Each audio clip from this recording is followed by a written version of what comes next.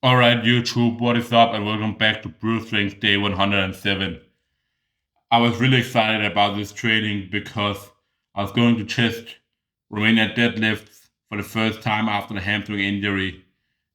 As I have been telling in some of the previous videos, now I'm going to be doing Romanian deadlifts on one day on Wednesdays to introduce more of like length focused stuff to make sure my hamstring is improving well. And you can see here I'm doing it with really long pauses in the bottom position to really first of all I'm using slow eccentrics to avoid any like too much strain on the hamstring, getting more out of less weight, making sure I'm not stretching too fast, and also I'm pausing in the bottom to, first of all, also again get more out of less weight, obviously, but also just spend more time in that lengthened position where I want to build up confidence again, knowing that my hamstring is recovering well, and also it's going to be better for me in terms of like pulling off the floor, for example, in the deadlift, it's going to strengthen me there, but also just like for hypertrophy, everything like that, that is the most effective way to do it.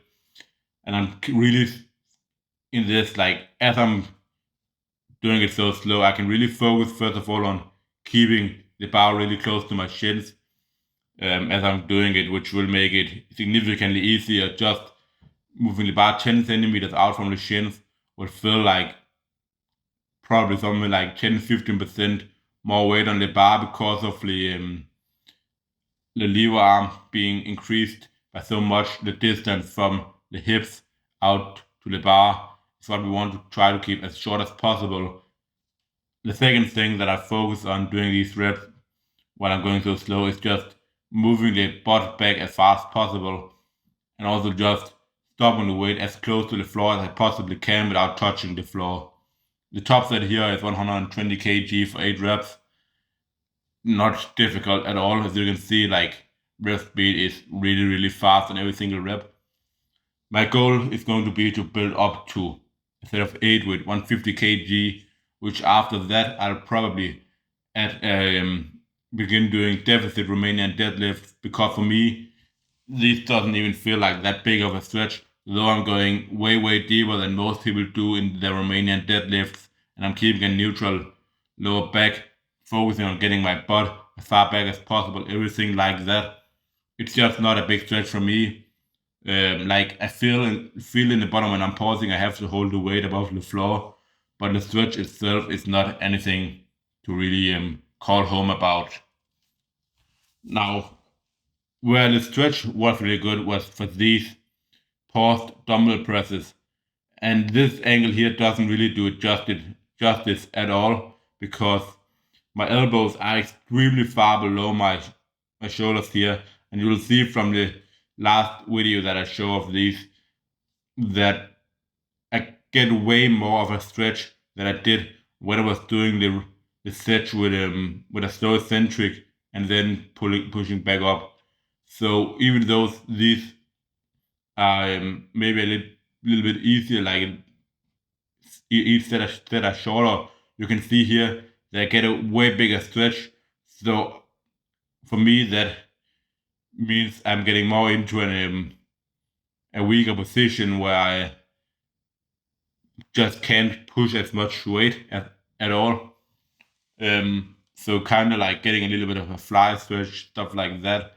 So for me, this felt really good. I just did 4 sets of 8 at like happy 8.5 for some really solid reps, solid volume. Again, when you don't go to failure, I feel like a lot of people think you have to go all the way to failure, especially like when you're training for hypertrophy. But even for hypertrophy, a lot of studies out there show that volume, first of all, decides the magnitude of growth that you're getting, and the LAPE mainly like shows like how much fatigue you're getting with it, and it can give you a little bit more stimulus and a little bit more growth because you're gonna do more reps when you're going closer to fatigue. But you can get as much growth.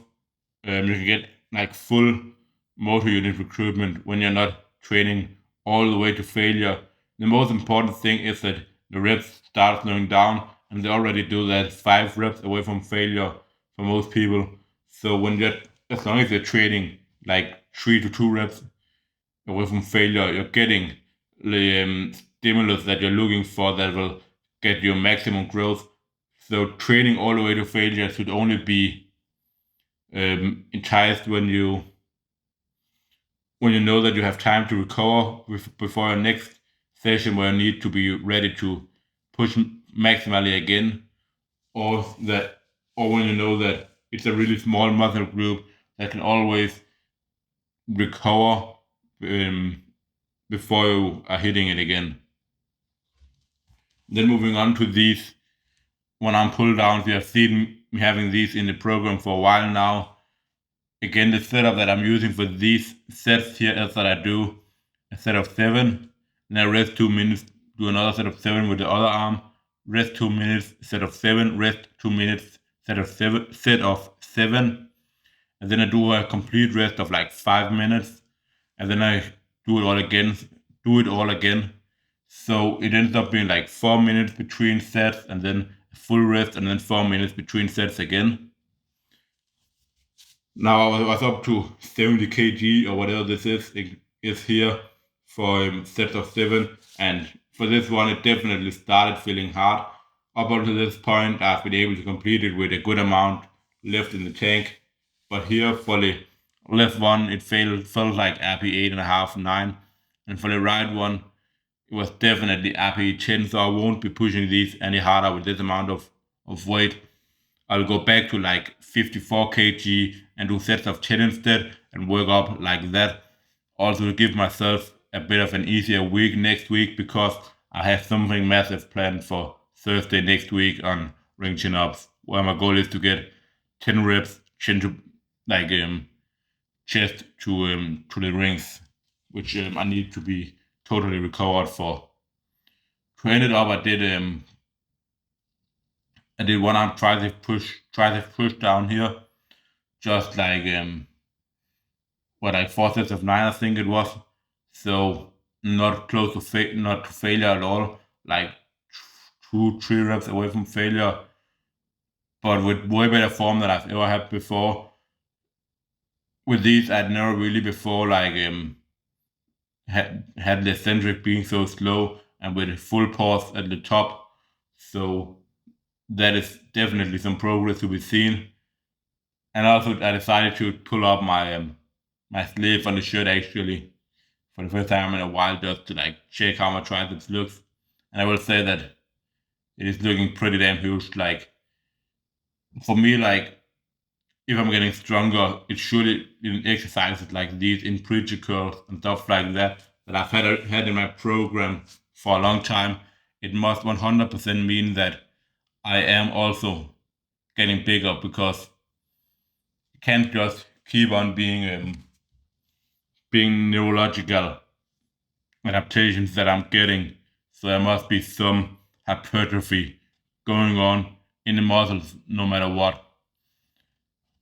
Like what I'm looking for in these exercises is the main driver of strength to be muscle hypertrophy rather than being neurological stuff. While for something like a squat or deadlift, I'm fine with it being also neurological. That is all for this one. I'll see you all for day 108. I'm out.